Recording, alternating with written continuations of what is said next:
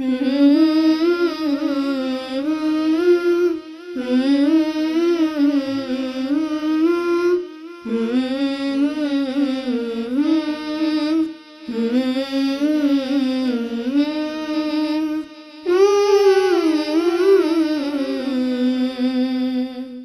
علیکم ورحمۃ اللہ وبرکاتہ۔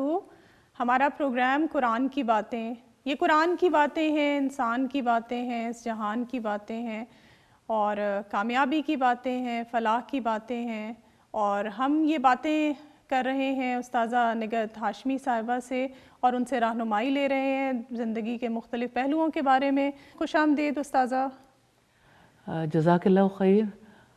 اللہ تعالیٰ کا شکر ہے کہ اس نے ہمیں موقع دیا کہ ہم بیٹھ کے قرآن کی باتیں کر سکیں۔ الحمدللہ رب العالمین، الحمدللہ، یہ اس کا رزق ہے، اس کی عطا ہے، الحمدللہ۔ الحمدللہ۔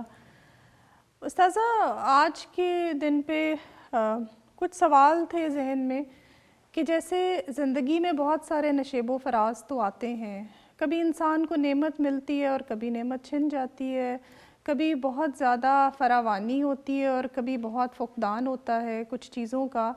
تو یہ تو سمجھ آتی ہے کہ جب نعمت ملے تو شکر ادا کرنا چاہیے، تو جب انسان کو بہت زیادہ آزمائش آ جائے، جب پریشانیاں گھیر لیں، تو اس ٹائم پر ہمارا رویہ کیا ہونا چاہیے؟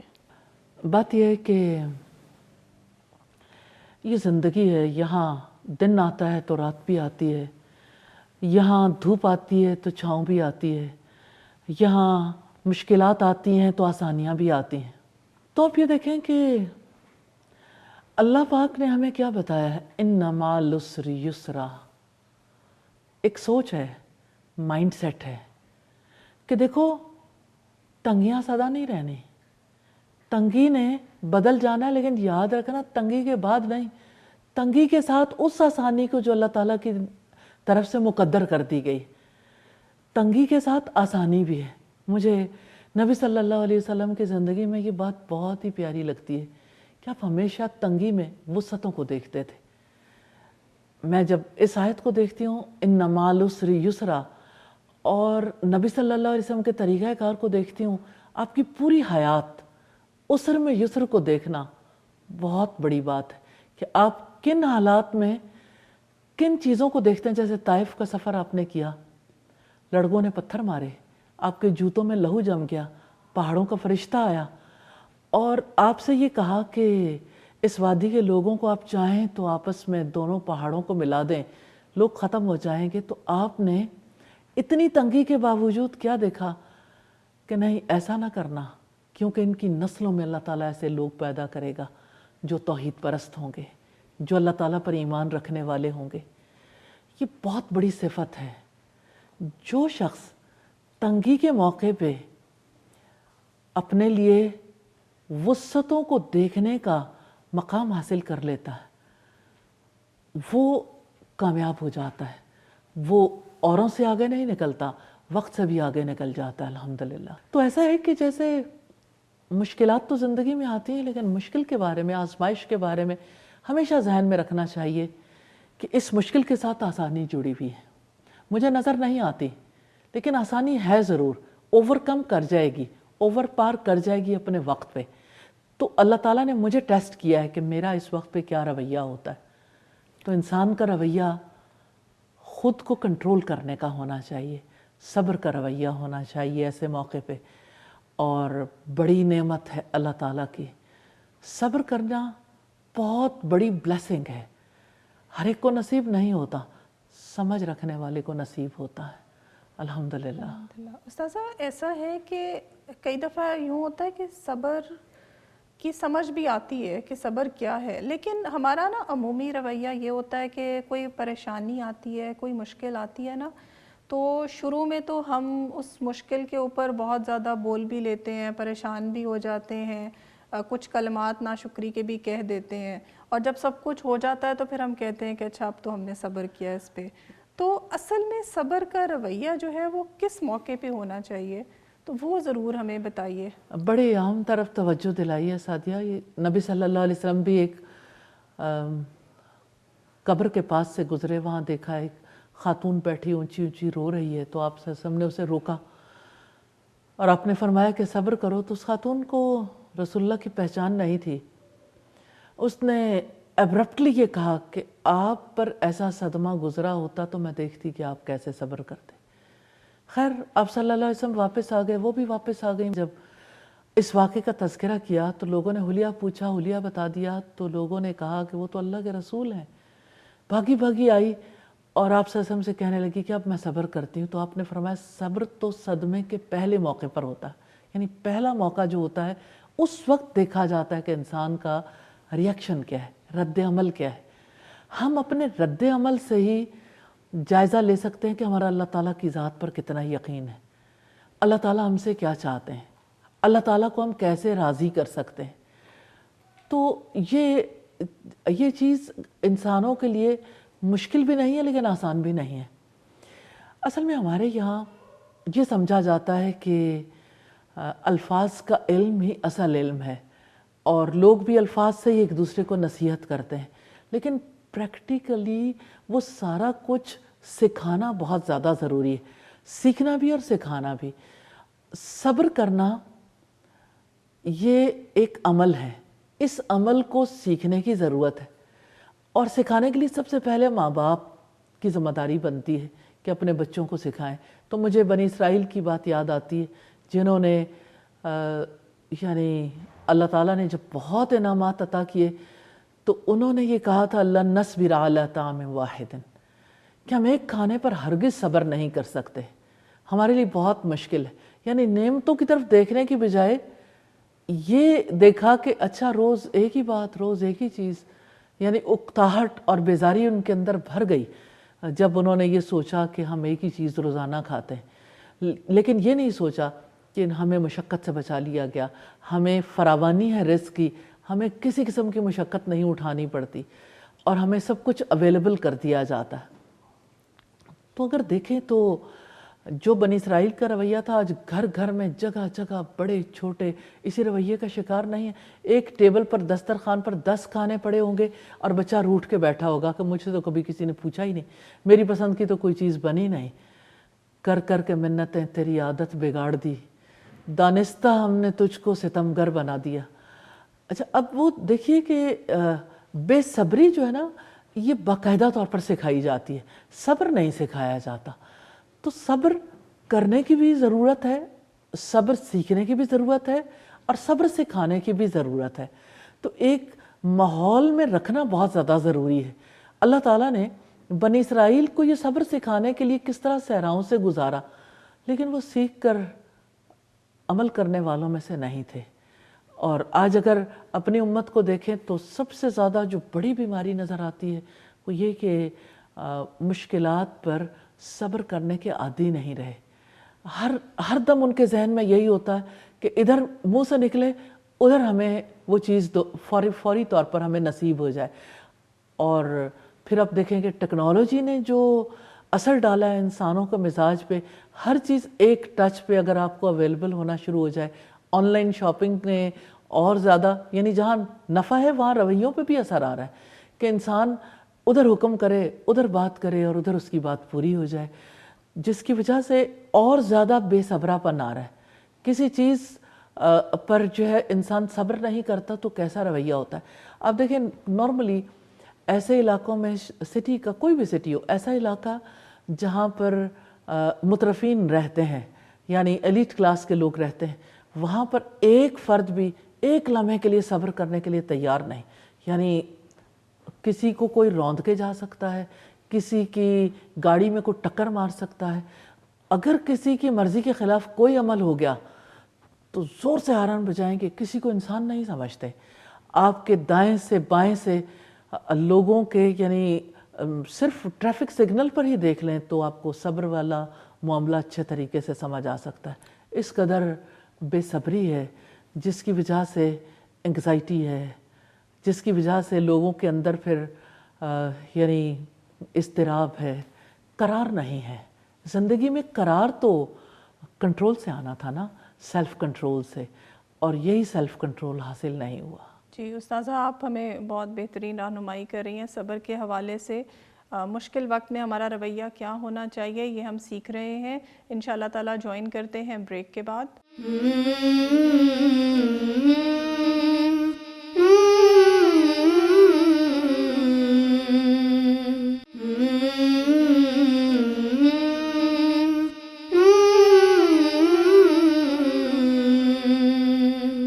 Welcome back. ہم دیکھ رہے تھے کہ مشکل حالات میں ہمارے کیا رویے ہونے چاہیے اور صبر کے لیے ہمیں کیا کیا جو ہے طریقے اختیار کرنے چاہیے. استاذہ ہم آپ سے یہ جاننا چاہیں گے کہ کیا صرف مشکل حالات میں ہی صبر ہوتا ہے کہ کوئی پریشانی آ جائے یا زندگی میں کوئی مصیبت آ جائے تو اسی پہ صبر کرنا ہے، یا کچھ اور ایسے اعمال بھی ہیں؟ صبر کی حقیقت کیا ہے، ذرا آپ اگر واضح کریں. صبر کرنے کی طرف انسان قدم بڑھانا چاہے تو یہ بڑا اہم سوال ہے. جب ہم کوئی عمل کرنے کا ارادہ کرتے ہیں تو پھر ہم سوچتے ہیں کہ اچھا بھئی یہ کام کیا ہے. صبر جو ہے وہ اس میں کوئی شک نہیں کہ نارملی تو سب لوگ اسے پہچانتے ہیں کہ جب کوئی مصیبت آتی ہے تو اس موقع پہ صبر کرنا ہوتا ہے، اور ہم نے دیکھا کہ صدمے کے پہلے موقع پر ہوتا ہے. لیکن آپ یہ دیکھیں کہ اطاعت کرنے پر انسان کو کتنی محنت کرنی پڑتی ہے. اس محنت کا نام بھی صبر ہے، کیونکہ اللہ تعالیٰ کی کوئی اس کے حکم کی اطاعت کرنا صبر کے بغیر ممکن نہیں ہوتا. ایک نماز کو دیکھیں 5 وقت میں ادا کرنی ہے، روزانہ ہی ادا کرنی ہے. اب آپ یہ دیکھیں کہ فجر کے وقت اپنے بستر کو چھوڑ کے اٹھنا، اور ٹھنڈے موسم میں خاص طور پہ، اور پھر اسی طرح سے جیسے سارے کاموں کو ڈراپ کر کے آپ کو ظہر کے لیے اٹھنا ہے، یا اسی طرح سے مغرب کا وقت ہے یا عصر کا، یعنی کوئی وقت ایسا نہیں ہوتا عشاء سمیت کہ جس میں انسان کو محنت نہ کرنی پڑے. توفیق ملے تو ممکن ہو جاتا ہے. اس وجہ سے یعنی ہمارے علماء 3 خاص چیزوں کو تو صبر میں شامل کرتے ہیں، لیکن مزید چیزوں کے اوپر بھی بات کی. ایک تو یہ کہ اللہ تعالیٰ کی اطاعت کے کاموں پر صبر، دوسرے جن کاموں سے اللہ تعالیٰ نے روکا ہے ان سے رک جانا بھی صبر ہے. اب دیکھیں کتنے کام ہیں جن کے بارے میں لوگ یہ کہتے ہیں کہ ہم سے یہ فلاں چیز چھوڑی نہیں جاتی، چھٹتی نہیں ہے، کافر منہ سے لگی ہوئی. میں نے یہ بات یہاں کر تو دی، اگرچہ بڑی عجیب سی بات ہے، لیکن یہ ریالٹی ہے. جہاں پہ ایک چھوٹے سے سٹی میں ٹرکوں کے حساب سے شراب بکتی ہو، شراب چھوڑنا لوگوں کے لیے کتنا زیادہ ڈیفیکلٹ ہے. سگریٹ چھوڑنا کتنا زیادہ مشکل ہے، اگرچہ سگریٹ پینا کوئی گناہ نہیں سمجھتا. ایون دین یعنی آپ کی جو عادت بن جاتی ہے نا، اس عادت کو ترک کرنا بہت مشکل ہوتا ہے. اور پھر جو گناہ ہو اور وہ صغیرہ نہ ہو، کبیرہ ہو، اس کے لیے انسان جب اللہ سے دعا کرتا ہے، توفیق طلب کرتا ہے، ایفرٹ کرتا ہے، تو ظاہر ہے کہ لمبے عرصے کی مشقت ہے. یہ بھی صبر ہے. اور پھر مصیبت پر صبر اپنی جگہ پر ہے. لیکن جس وقت انسان نیکی کے کام کرنا چاہتا ہے اسے نیکی پر قائم رہنے کی ضرورت ہوتی ہے. تو جو استقامت ہے یہ بھی دراصل صبر ہے. ہم کہتے ہیں صبر و استقامت. اسی طرح سے جیسے کسی کی ناگوار بات کو برداشت کرنا، یہ جو برداشت ہے نا، چاہے بات ہو یا کوئی عمل ایسا ہو یا ماحول ایسا ہو، یہ برداشت، یہ تحمل بھی صبر ہے. صبر و برداشت جو ہے وہ اسی میں آ جاتے ہیں. پھر ایسا ہوتا ہے کہ کتنی چیزوں میں ہمیں لمبے عرصے تک انتظار کرنا پڑتا ہے. تو لمبے عرصے تک جب آپ انتظار کرتے ہیں، رزلٹ برآمد نہیں ہوتا، کیونکہ پتہ ہے کہ ایک چیز کا رزلٹ جو ہے کسی کا 6 مہینے کے بعد آئے گا. آپ فصلوں کو دیکھیے، کوئی فصل 3 ماہ کی، 6 ماہ کی، 4 ماہ کی ہے، کوئی سال کی فصل ہے. کوئی فصل ایسی ہے جو یعنی جیسے چلغوزے کی فصل ہے، چلغوزہ 30 سال کے بعد جا کے کہیں اس کا درخت اس قابل ہوتا ہے کہ اس پہ چلغوزے لگ سکیں. چلغوزہ کیسے 9,000 سے 18,000 روپے پر کلو تک پہنچا؟ کیونکہ چلغوزے کے درخت جلا دیے گئے.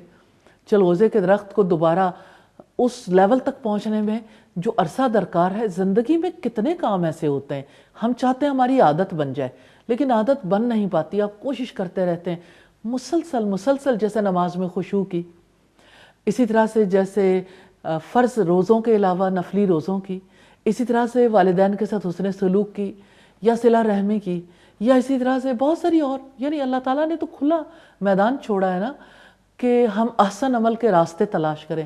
عمل کی کوالٹی کو بہتر بنانے کے لیے جو سٹرگل کرنی پڑتی ہے، تو یہ سٹرگل کرنا بھی انتظار کے بغیر ممکن نہیں ہوتا.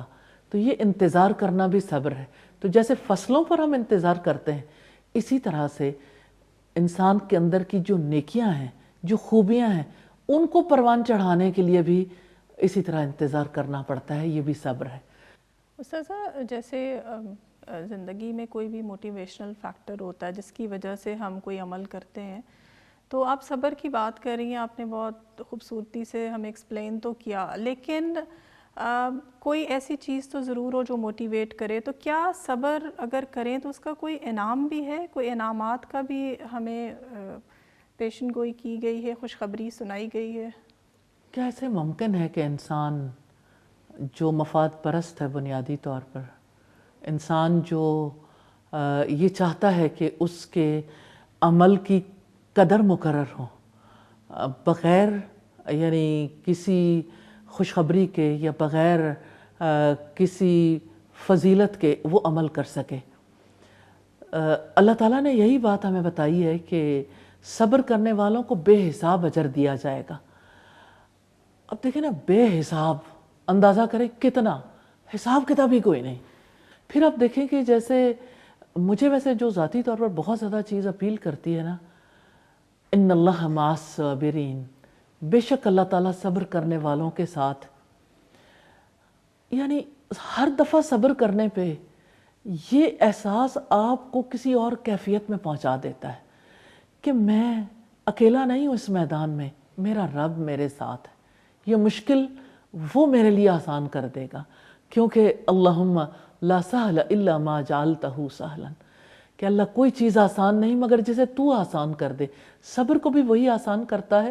اور پھر بڑی بات یہ ہے کہ جس انسان کو اللہ تعالیٰ کی معیت نصیب ہو جائے، جس کو اللہ تعالیٰ کا ساتھ نصیب ہو جائے، وہ انسان کہیں کسی جگہ پر بھی محروم نہیں رہتا، اور کسی جگہ پر بھی اس کی زندگی کی مشکلات کو آسان کرنے سے رکا نہیں جاتا. یعنی زندگی کی مشکلات آسان ہوتی ہیں، انسان پر نعمتوں کی فراوانی ہوتی ہے.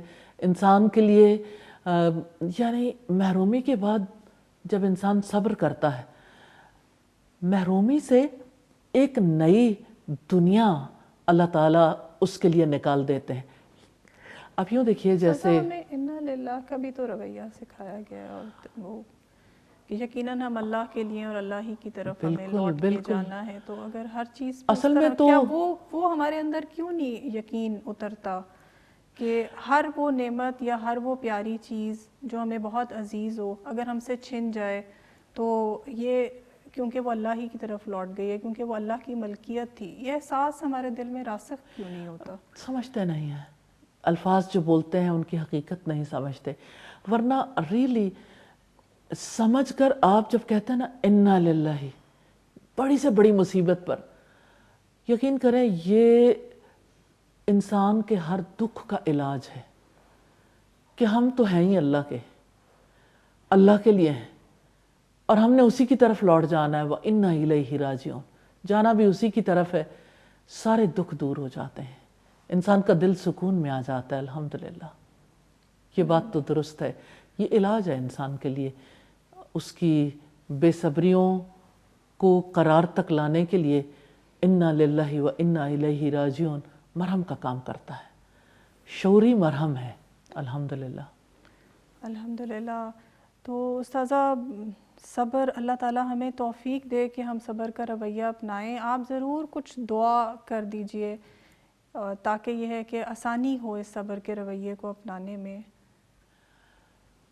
اللہ تعالیٰ سے دعا ہے اللہ تعالیٰ ہمیں صبر کی حقیقت کو سمجھا دے، آمین صبر کرنے والوں کی زندگیوں سے سبق لینے کی توفیق دے، آمین. اور اللہ تعالیٰ ہمیں صبر کرنے کا ہر راستہ اس وقت اختیار کرنے کی توفیق دے جب اللہ تعالیٰ ہمیں اس طرح کی صورتحال میں ڈال دے. آمین. اور اللہ تعالیٰ سے ہم دعا کرتے ہیں کہ ہم آزمائشوں کے قابل نہیں ہیں، اللہ تعالیٰ ہمیں آزمائشوں سے بچا لے، لیکن جب ہم کسی سچویشن میں ہوں تو یقین کے ساتھ اللہ تعالیٰ پر بھروسہ کر کے اللہ تعالیٰ کی توفیق سے اس مشکل سے نکل جائیں.